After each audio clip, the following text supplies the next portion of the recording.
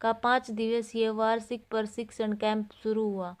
आज दूसरे दिन शौर्य चक्र व सेना मेडल विजेता बटालियन के कमान अधिकारी कर्नल आदित्य नेगी ने संबोधित किया। इस कैंप में ड्रिल, वेपन ट्रेनिंग, युद्ध कौशलता, आपदा प्रबंधन तथा व्यक्तिगत सफाई का प्रशिक्षण दिया जाता है। जिस तरह सेना में अनुशासन अहम रोल निभाता है, उसी प्रकार इन कैंपों में कैडेट्स को अनुशासन में रहना सिखाया जाता है। इस प्रशिक्षण का उद्देश्य एनसीसी कैडेट्स को भविष्य में सेना की दूसरी पंक्ति के रूप में तैयार करना है। प्रशिक्षण शिविर कोरोना महामारी के चलते पूर्ण सावधानी व सामाजिक दूरी का पालन कर आयोजित किया जा रहा है।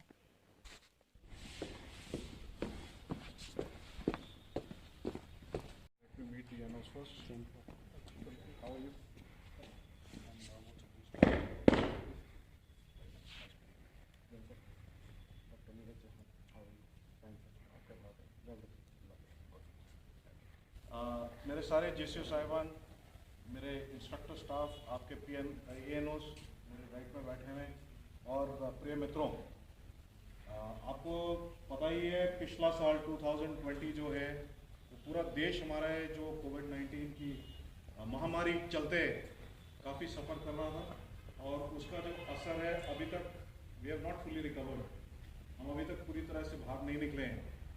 और इसी के वजह से पहले सरकार कैंसिल कर रही थी इस साल का एनुअल ट्रेनिंग कैंप, लेकिन फिर काफ़ी डिस्कशन हुआ और ये लगा सरकार को कि अगर कैंसिल हो गया कैंप तो आप लोगों का फिर एक साल पूरा मारा जाएगा। इसीलिए इस कैंप को कैंसिल ना करते हुए कर्टेल कर दिया है, थोड़ा छोटा बना दिया है। आप लोगों को पता है नॉर्मल जो एटीसी होता है वो 10 दिन का होता है, जिसमें आप बाहर जाके कैंप में रहते हैं, लेकिन इस साल क्या किया हमने, इसको 5 दिन का कर दिया, जिसमें 3 दिन जो है, पहले 3 दिन बी सर्टिफिकेट होल्डर्स के लिए है और पूरा 5 दिन है जो सी सर्टिफिकेट होल्डर्स के लिए।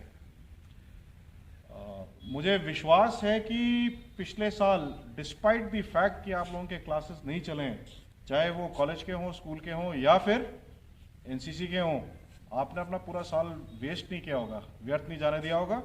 आप सबको 100% अपना जो सिलेबस है उसके बारे में जानकारी है, और मुझे पूरा विश्वास है कि आप लोगों ने कम से कम थोड़ा टाइम तो अपना पढ़ाई में निकाला होगा, दोनों तरफ, अपनी education as well as NCC syllabus की तरफ। अगले महीने आप लोगों का रिटन एग्जाम होने वाला है, और इसीलिए आपका जो कैंप है उसको अभी चलाया जा रहा है। सिखाने को बहुत कुछ है, लेकिन ये 5 और 3 दिन में बहुत लिमिटेड आपको सिखा सकते हैं, इसीलिए बहुत सोच कर हमने ये आपका सिलेबस बनाया है 5 दिन का। बी सर्टिफिकेट 3 दिन, सी सर्टिफिकेट 5 डेज। मेरा आपको एक ही सुझाव है, सजेशन है कि आंख कान खुले रखिए 5 दिन। हमने कोशिश ये किया कि आपको ज्ञान के साथ में आपके प्रैक्टिकल्स, आपके रिटन में जिस प्रकार के क्वेश्चन आते हैं, तो सिलेबस तो ठीक है, लेकिन प्रयत्न ये है कि आप लोगों को मैक्सिमम बेनिफिट हो। 2 हिदायतें हैं मेरी। जैसे मैंने बताया अभी कोविड ख़त्म नहीं हुआ है, आई एम वेरी हैप्पी आप लोग मैक्सिमम जो सीटिंग कैपेसिटी को मद्देनज़र रखते हुए अपने अपने थोड़ा सोशल डिस्टेंसिंग करके बैठे हुए हैं। ये पूरा जो 5 दिन का कैंप है इसमें अपना सोशल डिस्टेंसिंग एटिकेट मत भूलिएगा। कहीं नहीं लिखा हुआ है, महामारी ने ये नहीं लिखा है, ना बोला है कि एनसीसी के कैडेट को कोरोना नहीं हो सकता है, किसी को भी हो सकता है। आप सभी के सभी अपना कोविड-19 टेस्ट करा के आए हैं, सारे के सारे नेगेटिव हैं, और प्लीज़ इंश्योर कराइए कि जब ये कोर्स ख़त्म होता है सब के सब सुरक्षित अपने अपने घर वापस जाएं। दूसरी चीज़ है, आप सभी अपने घर से सुबह आ रहे हैं, और मुझे पता नहीं है कि आपको आपके स्कूल कॉलेज गाड़ियां दे रही हैं कि नहीं दे रही हैं। जहां तक मेरा अनुमान है आप सभी अपने अपने इंडिपेंडेंट या तो बसेस में या सिविल ट्रांसपोर्ट में आ रहे हैं, इधर सुबह आ रहे हैं, दोपहर में वापस जा रहे हैं। ख्याल रखिएगा। आपके माँ बाप ने बहुत विश्वास करके, सबके ऊपर विश्वास करके आपको यहाँ भेजा है ज्ञान हासिल करने के लिए। जो काम है उसको करिए, टाइम वेस्ट मत करिए, और सही तरीके से सुरक्षित तरीके से अपने घर वापस जाइए। अब 2 बातें सिर्फ एनसीसी के बारे में। मैं यहाँ पे कुछ नई चीज़ नहीं बताने वाला हूँ आपको। मेरा एक ही मकसद है सिर्फ यहाँ खड़े होकर आपसे बात करने का कि एनसीसी क्यों करना है, आप लोगों ने क्यों किया। मैं भी लोहारू से आ रहा हूँ, वहाँ पे भी मैंने बच्चों से बात की तो सबके अपने अलग अलग कारण थे।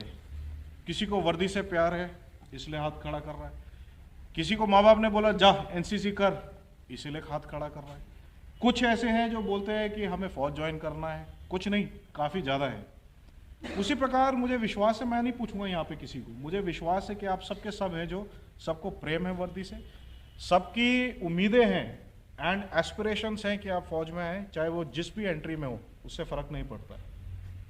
लेकिन ये हकीकत की बात है कि अगर हम यहाँ पे 100 बैठे हुए हैं कैडेट्स तो 100 के 100 भर्ती नहीं होंगे, शायद ही 5, 10, 15, किस्मत बहुत अच्छी हो तो 20, तो फिर बाकी वर्दी में क्यों बैठे हुए।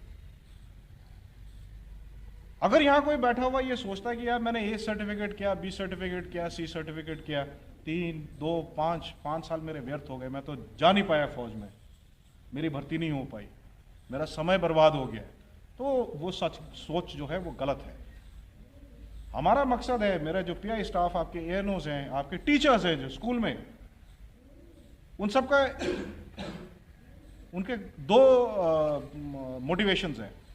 एक है कि हर प्रोफेसर, हर उस्ताद, हर इंस्ट्रक्टर को बहुत अच्छा गर्व महसूस होता है जब कोई बोलता है कि मेरे 100 कैडेट थे उनमें से 20 सेलेक्ट हो गए। तो ये तो एक मोटिवेशन है कि हम देखना चाहते हैं कि आप में से मैक्सिमम जो हैं वो जहां भी आप जाना चाहते हैं जिंदगी में वो मुकाम हासिल करें। लेकिन ये कुदरती बात है कि आप 100% तो सेलेक्ट होंगे नहीं, बहुत कम सेलेक्ट होंगे, फैक्ट की बात है। फिर क्या वेस्ट हुआ है आपके 5 साल? याद रखिए कि जब आप सुबह उठते हो और जब ये वर्दी लगाते हो, अपने आप को शीशे में देखते हो, तो कुछ महसूस होता है? कॉमन आंसर सबका है, सब बहुत सर बहुत गर्व महसूस होता है। गर्व तो है, आपका पूरा परिवार है जो वो भी गर्व से आपको देख रहा है वर्दी में, और उनकी आकांक्षाएं हैं कि आपको और भी दूसरी वर्दी में देखें। वो आपके दोस्त है, वो गर्व महसूस करते हैं, यार मेरा दोस्त है वो एनसीसी में, क्यों? क्योंकि वो नहीं आ पाया। जहां 100 बच्चे खड़े होते हैं वहां पे एक बच्चा निकलता है, लगभग, डिपेंड करता है कौन से इलाके में कितनी वैकेंसीज है और कितने बच्चे हैं। सेक्शन फॉर्मेशन और क्लासरूम फॉर्मेशन इख्तियार करने से पहले हमको कुछ जरूरी बातें होनी चाहिए। सबसे पहले हमको अपने टास्क के बारे में जानकारी होनी चाहिए। नंबर 2, उस इलाके की जमीन के बारे में जानकारी पता होनी चाहिए। दुश्मन के बारे में जानकारी होना चाहिए। मुठभेड़ होने पे क्या कार्रवाई करनी है उसकी जानकारी होनी चाहिए। हमें फायर खोलने, ज़्यादा से ज़्यादा फायर खोलना और बंद करने का भी जानकारी होनी चाहिए। तो ये सभी जरूरी बातें होनी चाहिए। लेकिन सेक्शन फॉर्मेशन इख्तियार करते समय कुछ एक नॉलेज हमें होनी चाहिए, क्योंकि जब हमारा सेक्शन का जवान चलता है तो एक जवान से दूसरे जवान के बीच 5 गज की दूरी होनी चाहिए, और 5 गज की दूरी होनी चाहिए। अमूमन यह देखा गया है कि जब कोई फायर खुलता है तो हमारे जवान इकट्ठा हो जाते हैं, जो कि लड़ाई के दौरान या दुश्मन के इलाके में हरकत करते समय ऐसा नहीं होना चाहिए। हमें अपने कमांडर के आदेश से पालन करना चाहिए और फायर कंट्रोल से अपना डिसिप्लिन इख्तियार करना चाहिए। यह सबसे जरूरी बात है। उसके बाद अभी मैं आपको सेक्शन फॉर्मेशन के बारे में बताता हूं। सेक्शन फॉर्मेशन 6 प्रकार की होती हैं। नंबर एक single file formation. Number 2 file formation. Number 3 arrowhead formation. Number 4 diamond formation. Number 5 stair head formation. और नंबर 6 एक्सटेंडेड लाइन फॉर्मेशन। समझे? सबसे पहले मैं सिखाऊंगा single file formation. Single file formation हम कब इख्तियार करते हैं? जब हम किसी तंग रास्ते से गुजर रहे हो, जैसे कि कोई पहाड़ी के ऊपर चढ़ रहे हो या फिर कोई घाटी के ऊपर जा रहे हो, वहां पे हमें सिंगल फाइल फॉर्मेशन इख्तियार करते हैं। तुमको बाद में मैं डेमो के जरिए बताऊंगा। सबसे छोटे सेक्शन में 10 जवान होते हैं ना, तो उसका जो गैप बनता है, मतलब कि एक जवान से दूसरे जवान के बीच में कितनी दूरी बताया मैंने, 5 गज की बताई ना। तो इसके जब हम फॉर्मेशन इख्तियार करते हैं तो इनकी लाभ हानियां भी हैं कि सिंगल फाइल फॉर्मेशन इख्तियार करते समय क्या लाभ जा रहा है। अब इसके एक जवान के पीछे दूसरे जवानों के पीछे इतना गैप, 5 गज हो गया, इतना हो गया। तो ऐसे से गैप होना चाहिए। जब फायर खुलता है तो इनको इसी गैप को मेंटेन करना चाहिए और आड़ पकड़नी चाहिए। फायर खुलने पे एक साथ क्लोज नहीं होना चाहिए, इनको क्लोज होने से और ज्यादा नुकसान हो जाएगा, समझ लो। तो ऐसे ये हो गया, ये होगी फाइल फॉर्मेशन। अब आगे से जा रहा है, आगे से फायर आ गया तो इससे क्या होता है, जैसे मान लें कि गोली तो निकल जाती है ना पीछे से, रुकती तो नहीं ना गोली, लगने के बाद भी आगे चली जाती है। तो क्या हो जाता है कि कैजुअल्टी हो गया काफी, समझे ना। तो सामने के फायर से नुकसान हो गया और दाएं बाएं के फायर से कम, क्योंकि गोली एक ही से निकलेगी, समझ लो ना। तो क्या है कि इससे सामने के फायर से नुकसान हो गया और दाएं बाएं के फायर से कम नुकसान हुआ। तो ये इसकी लाभ हानि होती है। अभी सिखाऊंगा मैं। नंबर 2 हो गया फाइल फॉर्मेशन में क्या है, ये फाइल डबल हो जाती है। अच्छा, सिंगल फाइल में मैं बता देता हूँ आपको कि सेक्शन कमांडर कहाँ पे रहेगा। आपको पता है, ये राइफलमैन नंबर 1, ये राइफलमैन नंबर 2 और ये हो गया सेक्शन कमांडर। सेक्शन कमांडर की मैं पहचान कैसे कराऊंगा, रुमाल निकालूंगा भाई, एक तो IC को बनाऊंगा मैं। ये जैसे ये हो गया हमारा सेक्शन कमांडर, ये इसकी पहचान होगी, ये सेक्शन कमांडर हो गया। और ये हो गया R3 मतलब बमर, सेक्शन का बमर, इसके पास बम होते हैं, ये सेक्शन कमांडर के पीछे रहता है। ये हो गया R4, ये हो गया LMG 1, LMG 2, ये हो गया सेक्शन 2IC, इसकी पहचान भी हम रुमाल से कर रहे हैं।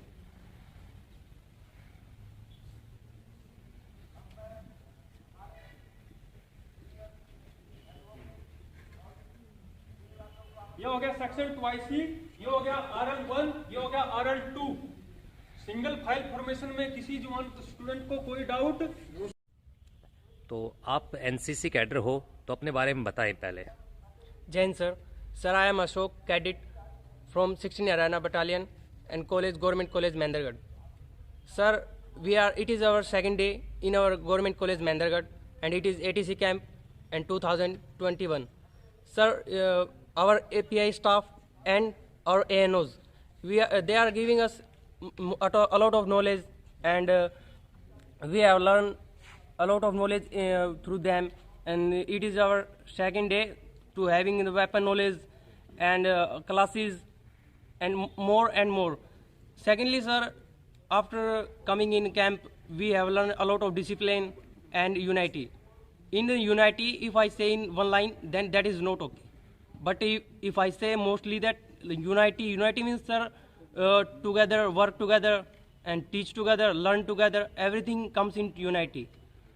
And if you ask about, sir, benefits of NCC, then main benefit is that we can go in any stream in government jobs, then we extra get specially weightage through the NCC. Second one is, sir, whenever we go in any place, then a lot of people attract by us because of our discipline and our unity. So it is the best part of our life. And what type of message you given to your upcoming youngsters about the NCC? Sir, to my all youngster who wants to come in NCC, so I want to say them, if you ever get chance to come in NCC, so you should never miss this chance, because it is a great opportunity. Because if you ever go in any stream, as I told before also, that if you go in any job, then you will specially conducted by, you are specially required there, and you are specially asked there that if anybody is NCC cadet, then they will be if you together rally will be conducted, then NCC candidate will be different and they will be different. तो आप यहाँ NCC camp में आए हैं, आपका कौन सा camp है? पहले सबसे पहले अपना नाम बताएं, अपना परिचय दें। सर, मैं cadet Deepak from 16 Haryana battalion NCC Narnaul from GC Kanina. आपका कौन सा कैंप है यहाँ पे? आपने कौन सा कैंप अटेंड किया आज?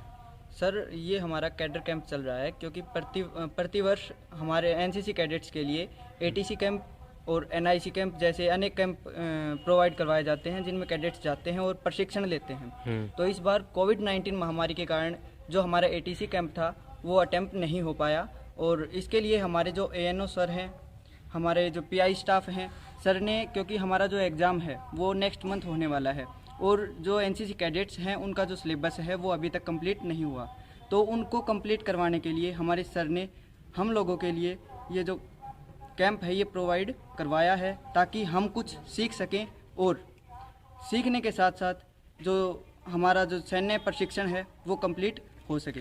आपके इस कैंप में क्या कुछ एक्टिविटीज होती हैं, आप बताना चाहेंगे? सुबह से शाम तक क्या एक्टिविटी होती है? हाँ जी सर, हमारे जो ये कैंप करवाया गया है इसमें हमें ड्रिल और जो अन्य सैन्य प्रशिक्षण है वो दिया जाता है और अनुशासन में रहना, एकता में रहना, ये हमें यहाँ पे सिखाया जाता है। तो आने वाले जो यंगस्टर्स हैं एनसीसी लेना चाहें तो उनके लिए आप क्या मैसेज छोड़ना चाहेंगे? सर, जो आने वाले युवा मेरे भाई हैं उनको मैं कहना चाहूँगा, एनसीसी है वो हमें एकता और अनुशासन में रहना सिखाती है और ज़िंदगी और जो हमारे दैनिक दिनचर्या है उसमें हमें किस तरीके से रहना है वो हमें एनसीसी सिखाती है और इसके बहुत से बेनिफिट भी हैं, जो कि जैसे कि हम डिफेंस में जाते हैं तो उसमें हमारा रिटन एग्ज़ाम माफ़ होता है और जब हम सीडीएस के लिए ट्राई करते हैं तो हम डायरेक्ट उसमें एसएसबी फेस करते हैं। तो आपका एम क्या है, किस तरफ जाना पसंद करेंगे? सर, मैं सीडीएस के लिए प्रिपरेशन कर रहा हूँ। तो सर, आप यहाँ एनसीसी कैंप लगा रहे हैं, 5 दिन का जो कैंप चलेगा, तो आप इसके बारे में बताएं।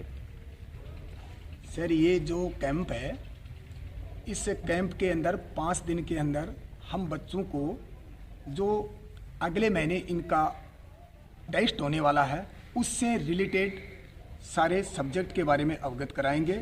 साथ ही में इन बच्चों को शारीरिक ट्रेनिंग, ड्रिल, वेपन, टैक्टिस एवं डिजास्टर मैनेजमेंट, सोशल अवेयरनेस, उन तमाम सब्जेक्ट के बारे में अवगत कराएंगे जो इनके आगामी पेपर के अंदर आएंगे।